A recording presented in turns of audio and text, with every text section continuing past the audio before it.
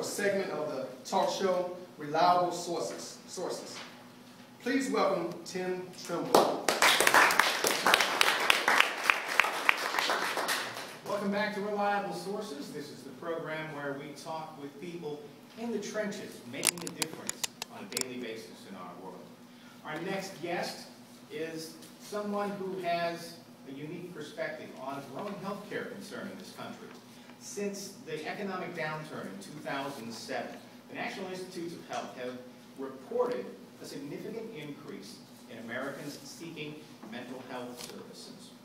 Our next guest is, she has a master's in social work from Boston College, and she specializes in the mental health field. She has a unique perspective because she is involved in two different areas.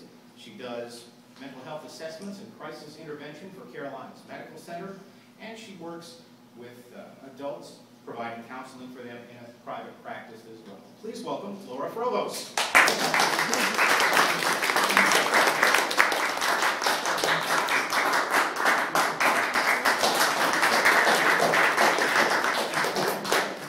First off, thank you for joining us. It's nice to have you here today.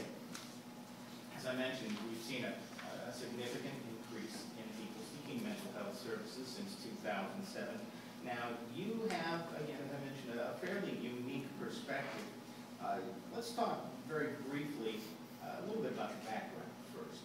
As I mentioned, you have a master's in social work from Boston College. How long have you actually been practicing in the field? I've been practicing for 16 years, which means I started in high school.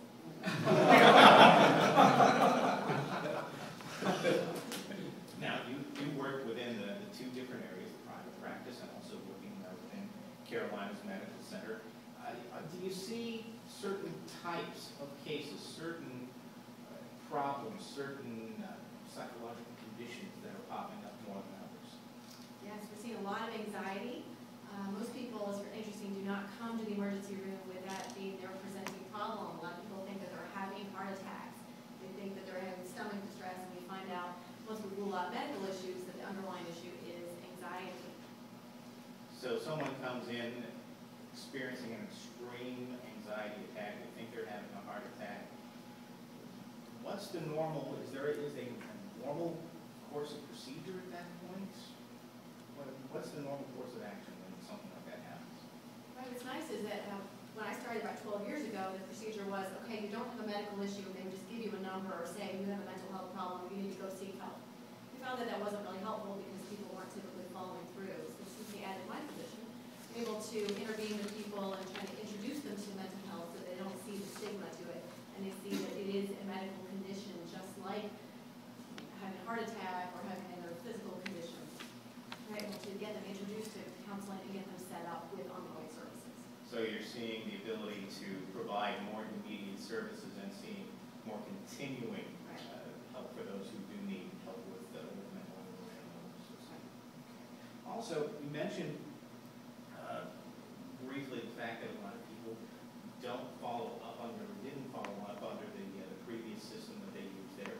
And mentioning the stigma, is there still a stigma attached to people who have issues with anxiety or perhaps other mental health issues? Absolutely. They found that the number one reason why people do not take medication, it's not the cost, it's not they don't have access to it, it's the stigma attached to it. Even today, people feel shamed.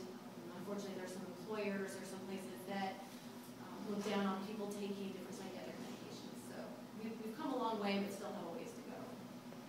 Now, between your two different practices within the ER and also the private practice that you have working with adults, do you see any difference there? For example, in the ER, someone, as you mentioned, is going to be coming in quite often thinking they're about to have a heart attack. Obviously, someone who doesn't come to you, isn't coming to you with that, presenting that problem when they're coming to your private practice. What sort of differences do you see? Right. Well, with any kind of behavior change, we think about the stages of changes. Typically, when people come to the ER, they're not really seeking out mental health services. Few of them are, but the majority of them are not. So those people kind of in that pre-contemplative phase, we call it. By the time that people say, oh, maybe there's something going on with me, maybe I should see a counselor, and they make that phone call and come to counseling, they have some kind of idea that maybe they could use some help.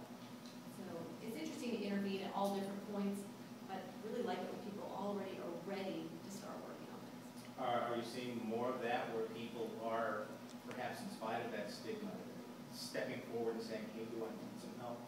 They are, and actually most of the people say, well, my wife or my friend or somebody else suggested that I come. I usually want to come just to kind of see if maybe it's a right fit. There usually is a lot of hesitation about coming to counseling.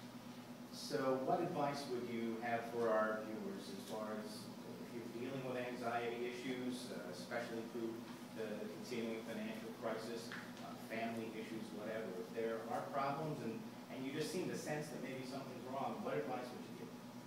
I just try to tell people that it really is a medical condition just like anything else. And I'm sure the statistics show that there's a lot of loss of work, the ramifications of people not seeking treatment. It is a legitimate medical issue. There is no shame in help. If they don't have the immediate contact with someone in your particular field, how can they reach out to someone? Great to look online. There's some great websites. The main one is Psychology Today, and you can see bios of different social workers, counselors, and you can always do a free assessment. Just talk to somebody online, see if it's a good fit.